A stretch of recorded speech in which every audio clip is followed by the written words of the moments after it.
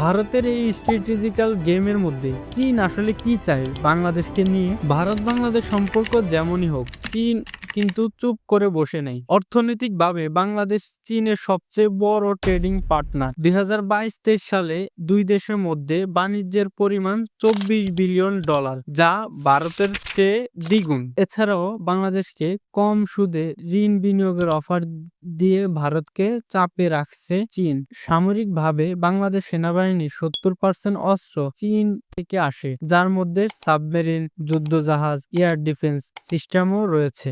ভারত মনে করে বাংলাদেশের চীনের সামরিক উপস্থিতি ভবিষ্যতে ভারতের জন্য নিরাপত্তার জন্য কঠিন হুমকি। এদিকে চীন চায় বাংলাদেশকে ভারতের ছায়া থেকে বেরিয়ে আসতে। বাংলাদেশও কৌশলী। বাংলাদেশ চায় দুই দেশের সাথে সম্পর্ক ভালো করতে, যদিও বর্তমান সরকারের সাথে ভারতের সম্পর্ক নাজেহাল অবস্থা। ভারতের সাথে বাংলাদেশের সম্পর্কে চীন সবসময় চাইবে যাতে করে ভারত থেকে সরিয়ে চীনপন্থী বাংলাদেশকে করা যায়।